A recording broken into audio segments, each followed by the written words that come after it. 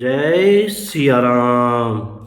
हे पार्वती, वही परमात्मा श्री रामचंद्र जी हैं। उनमें भ्रम देखने में आता है।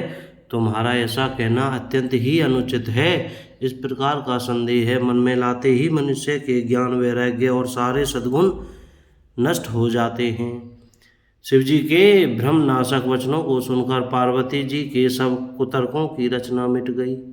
श्री रघुनाथ जी के चरणों में उनका प्रेम और विश्वास हो गया और कठिन असंभावना जिसका होना संभव नहीं, ऐसा मिथ्या कल्पना जाती रही।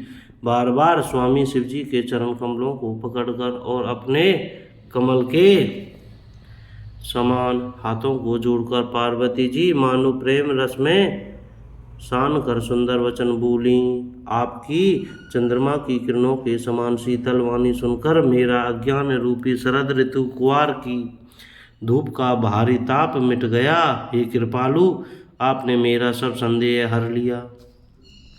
अब श्री रामचंद्र जी का यथार्थ स्वरूप मेरी समझ में आ गया। हे नाथ, आपकी कृपा से अब मेरा विषाद जाता रहा और आपके चरणों के अनुग्रह से मैं सुखी हो गई। यद्यपि मैं स्त्री होने के कारण स्वभाव से ही मूर्ख और ज्ञानहीन हूँ, तो भी अब आप मुझे अपनी दासी जानकर, हे प्रभु, यदि आप मुझ पर प्रसन्न हैं तो जो बात मैंने पहले आपसे पूछी थी वही कहिए। यह सत्य है कि श्री रामचंद्र जी ब्रह्मा हैं, जिनमें ज्ञान स्वरूप हैं, अविनाशी हैं, सबसे रहित और सबके हृदय रूपी नगरी में निवास करने वाले हैं। फिर हे नाथ,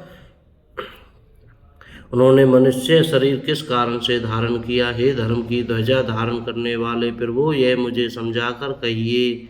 पार्वती के अत्यंत नम्र वचन सुनकर और श्री रामचंद्र जी की कथा में उनका विशुद्ध प्रेम देखकर तब कामदेव के शत्रु स्वाभाविक ही सुजान कृपा निधान शिव जी मन में बहुत ही हर्षित हुए और बहुत प्रकार से पार्वती की बड़ाई करके फिर बोले।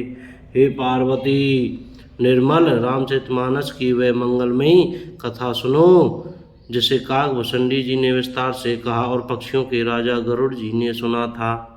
वह श्रेष्ठ संवाद जिस प्रकार हुआ वह मैं आगे कहूँगा। अभी तुम श्री रामचंद्र जी के अवतार का परम सुंदर और पवित्र पाप नाशक चरित्र सुनो।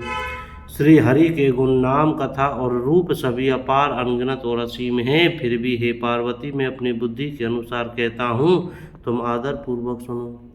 हे पार्वती सुनो, वेद शास्त्रों ने श्री हरि के सुंदर विस्तृत निर्मल चरित्रों का गान किया है। हरि का अवतार जिस कारण से होता है वह कारण बस यही है कि ऐसा नहीं कहा जा सकता। अनेकों कारण हो सकते हैं, ऐसे भी हो सकते हैं जिन्हें कोई जान ही नहीं सकता। हे सयानी सुनो, हमारा मत तो यह है कि बुद्धि, मन और वाणी से श्री रामचंद्र जी की तर्कना नहीं की जा सकती। तथापि संत, मुनि, वेद और पुराण अपनी अपनी बुद्धि के अनुसार जैसा कुछ कहते हैं। बोल शंकर भगवान की जय। कोई गलती हो गई हो तो क्षमा करें। जय जय श्री सीताराम।